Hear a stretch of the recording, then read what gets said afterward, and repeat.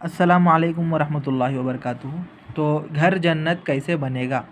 तो जन्नत जो है एक ख़ूबसूरत चीज़ है जहाँ पे कुछ भी तकालीफ़ वग़ैरह नहीं रहती।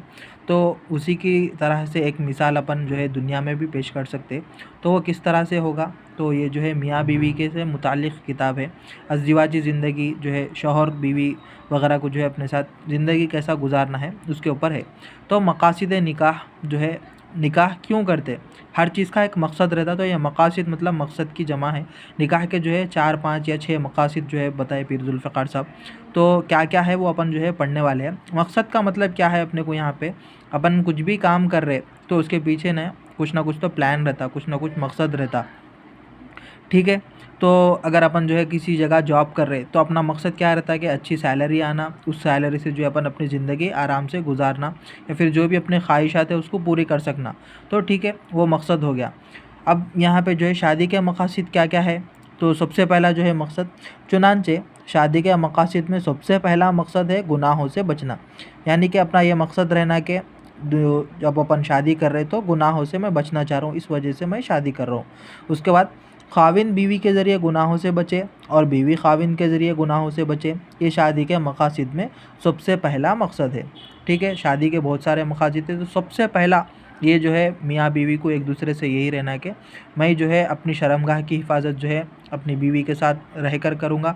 और शर्मगाह ही बोल के नहीं, मतलब जिस्मानी ज़रूरत भी रहती और जो है मेंटली, फ़िज़िकली हर तरह की जो ज़रूरत रहती वो एक मर्द की ज़रूरत औरत से पूरी होती है, औरत की ज़रूरत जो है, औरत की जो ज़रूरत रहती है वो मर्द से पूरी हो जाती। तो वही एक दूसरे के साथ हलाल तरीक़े से ये जो है ज़रूरत पूरी कर लेके दुनिया में भी महफूज़, आखिरत में भी महफूज़। क्योंकि दुनिया में भी ऐसे जो है चीज़ें करने वालों की ना कोई इज़्ज़त रहती माशरे में, ना कुछ रेपुटेशन रहती।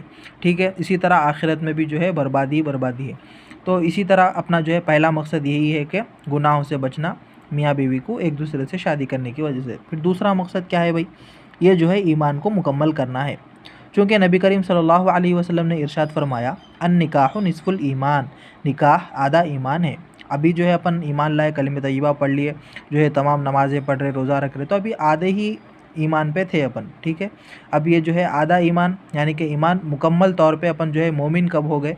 जब जो है आधा ईमान यहाँ पे जो है लाके अपना जो शादी जो है कर ली अपन, कर लेके जो है बहुत सारे गुनाह ऐसे हैं जो बग़ैर निकाह के रहने की वजह से सादिर हो जाते रहते अपने से। बहुत ज़्यादा जो है गुनाहों में पड़ जाते, बदनिगाही में या फिर ऐसी बहुत सारे जगहों पे चले आते। तो इसकी वजह से जो है आधा ईमान यहाँ पे ये बताना मकसद है कि अब जो है गुनाहों से बचना इंसान के लिए आसान हो जाता। शादी का दूसरा मकसद ये है। तो शादी से पहले इंसान जितना भी नेक बन जाए अभी आधे ईमान पर अमल कर रहा है।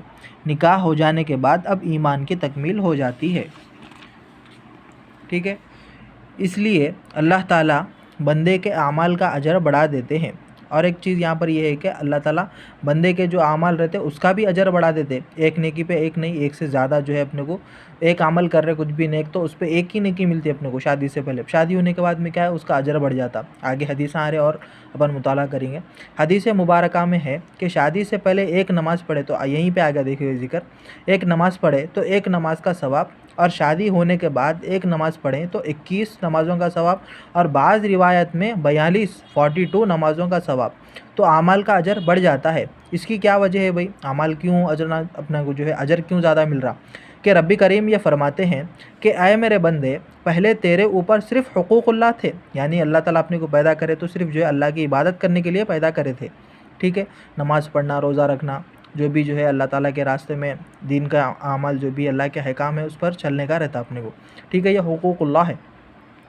अब अपन क्या है, शादी कर लिए, शादी करने की वजह से क्या हो गया, एक हुकूक़ुल इबाद भी अपने साथ ऐड हो गया। तो उसकी वजह से क्या हो गया, एक नमाज का अजर एक मिलता था पहले कि सिर्फ़ हुकूक़ुल्लाह थे, अब तेरे ऊपर हुकूक़ुल इबाद भी आ गए। ये अल्लाह ताला फरमा रहे कि पहले जो है आप सिंगल थे और जो है आपके ऊपर जो है सिर्फ़ मेरा हक़ था, अल्लाह का हक़ था, इस वजह से जो है आप एक नमाज़ पढ़े तो मैं आपको एक ही नमाज़ का सवाब देता था, एक ही नमाज़ की नेकी मिलती थी।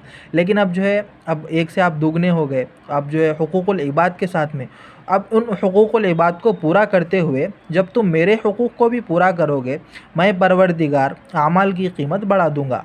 तो शादी के मक़ासिद में पहला, मियाँ बीवी एक दूसरे के ज़रिए गुनाहों से बचे, और दूसरा ईमान की तकमील हो, आमाल का अजर भी बढ़ जाए। ठीक है? फिर तीसरा मकसद क्या है अपने को? दोनों को इज़्ज़त मिल जाए। जब शादी हो जाती है तो खाविंद बीवी के लिए इज़्ज़त का सबब बनता है, बीवी खाविंद के लिए इज़्ज़त का सबब बनती है। मतलब शौहर की वजह से भी जो है बीवी की इज़्ज़त होती है, अरे फ़लाने की बीवी कितनी अच्छी है, और जो है फ़लाना शादी कर लेके, मतलब बहुत जो है शादीशुदा लोगों का अलग ही जो है इज़्ज़त की जो है ज़िंदगी रहती, ठीक है। तो वैसे ही उसी तरह औरत को भी जो है इसी तरह की इज़्ज़त मिलती रहती। और जो है ये तीसरा मकसद है कि दोनों की इज़्ज़त महफूज रहे, दोनों की इज़्ज़त जो है सलामत रहे और दोनों की इज़्ज़त में इजाफ़ा होते रहे। फिर चौथा मकसद मोहब्बत का मिलना, कि मियाँ बीवी एक दूसरे को मोहब्बतें देते हैं, मोहब्बतें तक़सीम करते हैं और मोहब्बतों भरी ज़िंदगी गुजारते हैं। क्योंकि निकाह का मकसद यही है अपने को, जो मोहब्बत से एक दूसरे के साथ रहना। क्योंकि शौहर को जो बीवी से मोहब्बत मिलती वो किसी दूसरे से नहीं मिल सकती, इसी तरह जो बीवी को शौहर से मोहब्बत मिलती वो किसी दूसरे से नहीं मिल सकती। तो यही है, समझो, मोहब्बतों को जो है एक दूसरे के साथ मिलना, ये चौथा मकसद है। फिर पांचवा मकसद है शरीक हयात का मिलना। ये जो है सबसे इम्पॉर्टेंट चीज़ है अपने को निकाह का, शरीक हयात का मिलना, कि इंसान ज़िंदगी का साथी पा लेता है। ज़िंदगी के हालात के उतार चढ़ाव में कोई उसको अपना होता है, कोई उसका अपना होता है। वो एक दूसरे के साथ शेयर कर सकते हैं, वो दोनों मिलकर ज़िंदगी के गमों का बोझ उठा सकते हैं। देख सकते हैं यहाँ पर अपन अकेले हैं, सिंगल है, तो अगर कुछ भी परेशानी आई तो अपन क्या है, डिप्रेशन में चले आते हैं। बहुत सारे लोग जो है आजकल ऐसे ही हो गया, डिप्रेशन का शिकार है। मतलब जो है समझ में नहीं आता, कुछ भी हो गया तो क्या करना, किससे बात करना, क्या है क्या नहीं। तो अब शरीक हयात है, बीवी है, अगर अच्छी नेक बीवी मिल गई तो नेक बीवी कब मिल सकती है अपने को, जब जो है अल्लाह की जो रसूल सल्लल्लाहु अलैहि वसल्लम की अहादीस पर अपन अमल करके उस तरह से अगर अपन अपना रिश्ता करेंगे। क्योंकि निकाह करते वक्त खूबसूरती, पैसे, ये सब नहीं देखते। तो निकाह करते वक्त अच्छे अखलाक देख के, दीनी तालीम है नहीं है बच्ची के पास, ये सब देख के अगर अपन निकाह करेंगे, क्योंकि अपन जो है असल मकसद मसला क्या है बोले तो अपन शरीयत को ही भूल गए भाई। शरीयत के ऊपर जो है अमल करना छोड़ दिए, दीन इस्लाम को जो है अपन कोई वैल्यू ही नहीं देते। तो इसकी वजह से क्या होता, आगे चल के ऐसे क्या परेशानियाँ आ जाती। फिर जो है अब लोग ये परेशान रहते कि शादी करके जो है फंस गए भाई, शादी नहीं करने से पहले अच्छी ज़िंदगी थी, अब क्या होगा, वो ज़िम्मेदारियाँ बढ़ गई, ये ज़िम्मेदारियाँ देखो भाई, ज़िम्मेदारियाँ बढ़ गई, उसके बाद में अमल कर रहे तो अजर भी बढ़ गया यहाँ पे अपना, ये भी देखना है अपने को। लोगों को मालूम ही नहीं है कि ये जो है शादी के बाद में नमाज़ पढ़ रहे तो नमाज का भी अजर बढ़ के मिल रहा, रोज़ा रख रहे तो उसका अजर डबल डबल नहीं, 10 गुना, 20 गुना, 40 गुना बढ़ के दे रहे हैं यहाँ पे अजर। वो मालूम ही नहीं है लोगों को। लोग जो है दुनिया में धक्के खाते हुए फिर रहे, क्योंकि धक्के खाने के काम कर रहे अपन लोग। जब शादी कर रहे तो ना दीनी मुताबिक शादी करते, ना अपना जो है निकाह दीन के मुताबिक होता, ना जो है अपन जो है शादी में सही तरह से इंतज़ाम रहता। खाली दिखावे में बढ़ा चढ़ा के हम इतना करें, तुम इतना करें, हम इतना कर सकते, तुम उतना कर सकते, तो ऐसे कामा करेंगे, जहेज़ लेंगे, हरामी जो है कामा करेंगे, तो ऐसी की जो है ये लानत अपने ज़िंदगी भर में लगी हुई रहती।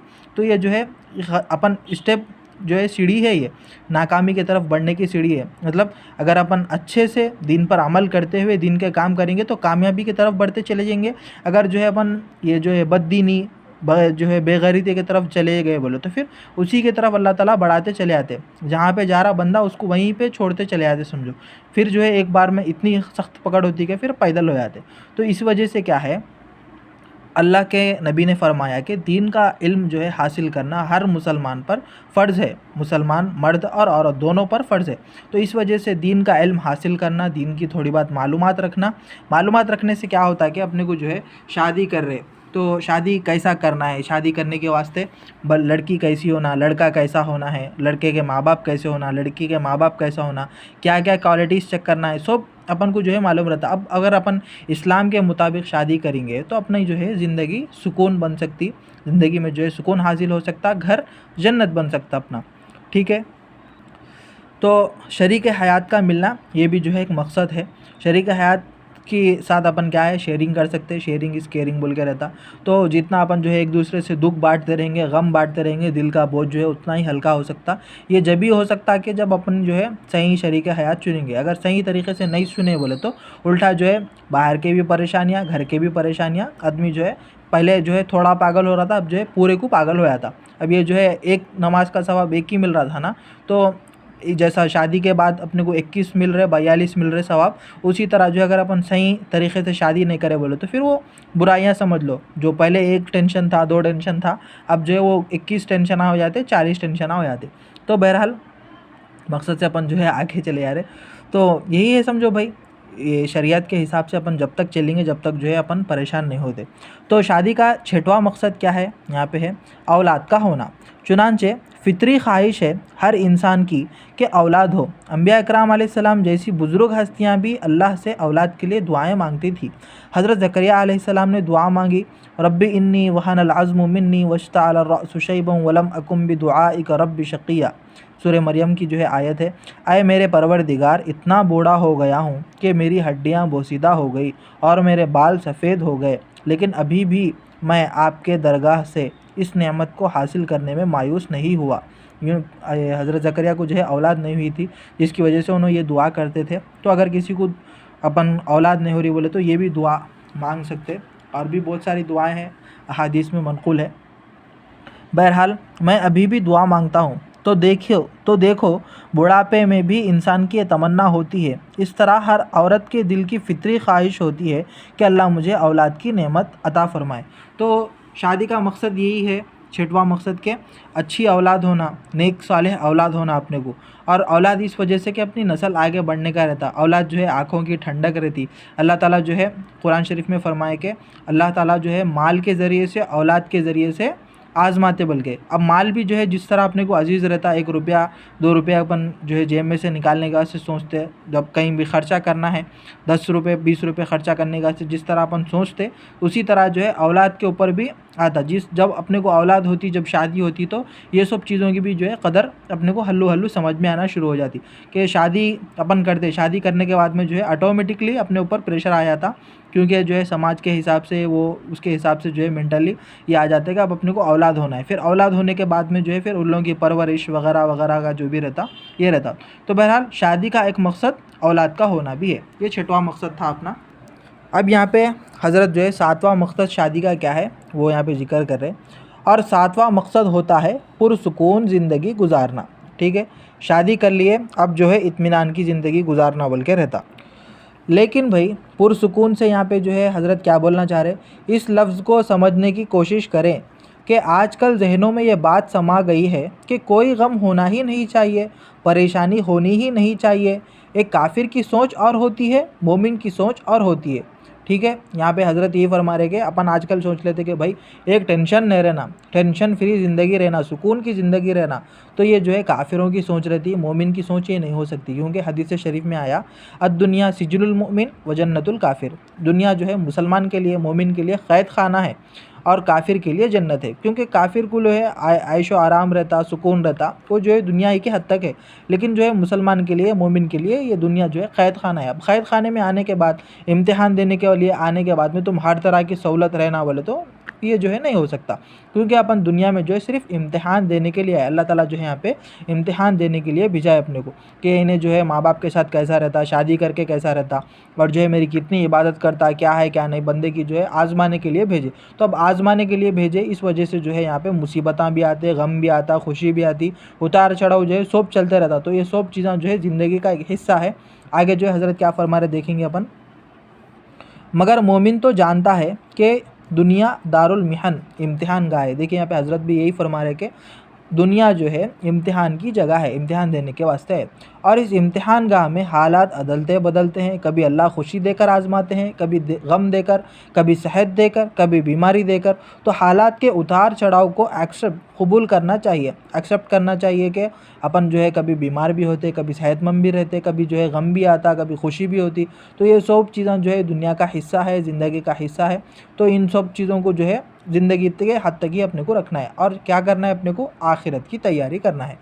बहरहाल दुनिया की ज़िंदगी फूलों की सीज नहीं है, मतलब फूलों का बाग नहीं है कि तुम पैरा रखते चले आ रहे सुकून से, जो है आपको मज़ा ही आते जरा, तो वैसा कुछ भी नहीं है। ये इम्तिहान गाह है।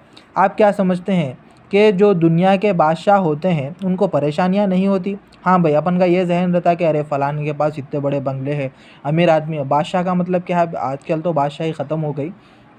अब यहाँ पे क्या है, अपने पास बड़े बड़े पैसे वाले आदमी, मालदार आदमियों को देख के अपन वो कर लेते, अरे क्या पैसा है रे भाई, क्या सुकून के, क्या बड़े गाड़ियाँ हैं, क्या ऐशो इशरत में फिर रहा।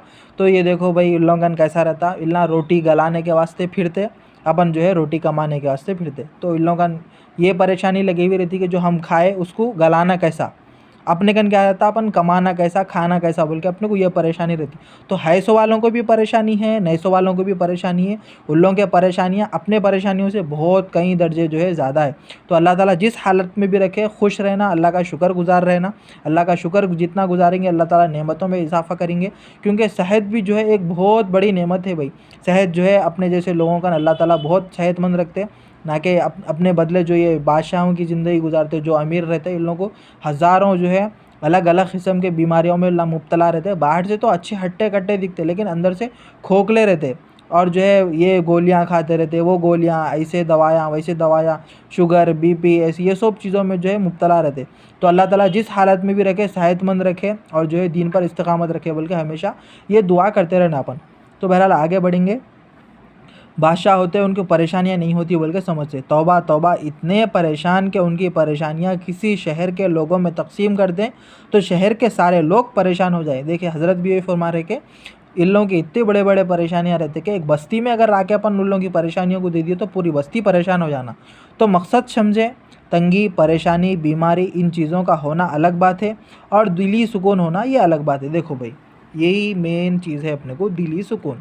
तो दिली सुकून अपने को, दिली जो सुकून है, इत्मीनान क़ल्बी जिसको बोलते हैं, मतलब मुतमईन हो के अब चल रहे भाई, खा लिए पी लिए आराम से सो जाएंगे, अब सुबह उठ के कल का देखेंगे क्या है मसला बोल के, ये अपना दिल में रहता। ठीक है, क्योंकि अल्लाह ताला पेट भर के खिला दिए, अपन अल्हम्दुलिल्लाह बोल के खा लिए, उसके बाद बिस्तर पे लेट जाते। लेकिन ये जो पैसे वाले आदमियाँ रहते इन लोगों को ऐसा नहीं रहता, क्योंकि भाई इन लोगों को जो है हज़ारों टेंशन लगे हुए रहते। अरे वो किधर गया, ये किधर गया, ये सोप की बात नहीं।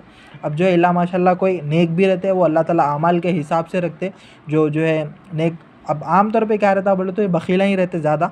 अब जो अल्लाह ताला जिसको दिए राह में ख़र्चा करने वाले भी लोग हैं, नेक लोग भी इन लोगों में भी है, और इन लोगों को भी जो है अल्लाह ताला दिली सुकून क़ल्बी इत्मीनान इन लोगों को भी नसीब फरमाते। लेकिन जो है उन लोगों के मुकाबले में ज़्यादातर अपने लोगों में ये जो मतलब गरीब मुआशरे के रहते हैं, या फिर जो है रोज़ खाने हलाल की रिस्क कमाने वाले लोग रहते हैं, उन लोगों के पास दिली और क़ल्बी सुकून जो है ज़्यादा रहता। ठीक है, और दिली सुकून होना ये अलग बात है जब इंसान को ये महसूस होता है कि मैं अकेला नहीं, मेरे साथ कोई और भी है, तो फिर परेशानी नहीं लगती। तो अब शादी का मकसद ये बता रहे कि शरीक हयात का यहाँ पे यही बता रहे। तो शरीक हयात का हो अपने साथ रहना ये है कि अपनी परेशानी जो है कम हो जाती है भाई, फिर दिल पर सुकून होता है। इसलिए कि शरीयत ने इतना खूबसूरत लफ्ज़ इस्तेमाल किया है कि एक लफ्ज़ से शादी का मकसद वाज़े फरमा दिया। चुनांचे शादी होने के बाद मियाँ बीवी मिलकर कदम उठाते हैं, बिंग टुगेदर, एक दूसरे के साथ रहना, शेयरिंग टुगेदर, एक दूसरे के साथ इजहार ख्याल करना, डूइंग थिंग्स टुगेदर, एक दूसरे के साथ में जो है काम करना, एक दूसरे के साथ मिलकर काम करना, ये फिर उनकी ज़िंदगी का उसूल बन जाता है। मतलब शादी होने के बाद में कैसा रहता, अब अकेले नहीं है अपन, अब शादी होने के बाद अपनी ज़ौजा है, बीवी है, साथ में जो है अपन हर चीज़ अच्छा बुरा जो भी काम ले रहे मशवरा लेके करते, अपनी बीवी के साथ लेते। तो इस वजह से क्या होता, अपने ऊपर जो है बोझ नहीं पड़ता। अगर अपन जो है कुछ सामान उठा रहे, समझो एक हाथ से उठाए बोले तो क्या है ताकत लगा के उठाना पड़ता, वही जब अपन दूसरे हाथ का इस्तेमाल कर रहे फिर तो थोड़ा जल्दी उठ जाता। अब दो लोग मिल के उठा रहे कोई एक चीज़ को बोले तो समझ लो, फिर अब कोई 100 किलो की चीज़ उठा रहे बोले तो पहले 100 किलो अकेले को उठाना पड़ता था, अब क्या हो गया 50 किलो उन्हें उठाते, 50 किलो अपन उठाते। तो इस तरह से ये ज़िंदगी की जो है पटरी अपनी जो है ट्रेन सही चलते रहती है पटरी पे। तो शादी के मकासद ये थे, 7 मकासद जो है हज़रत ने जिक्र किया। आगे जो है पुरसुकून ज़िंदगी कैसे हासिल करें आने वाला है टॉपिक ये।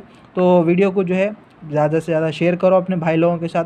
तो शादीशुदा ज़िंदगी किस तरह से अपन आसान बना सकते हैं, और जो है शादी का मकसद क्या है भाई, शादी करना क्यों है, उसका जो है मकसद क्या है, और जो है अपन इसके ऊपर किस तरह से अमल पैरा हो सकते हैं, ये सब चीज़ें जो है जहन में रखना है अपने को। अल्लाह ताला मेरे को, आपको, हम सबको जो है कहने सुनने से ज़्यादा अमल की तौफीक नसीब फरमाए। व आखिर दावाना अल्हम्दुलिल्लाहि रब्बिल आलमीन।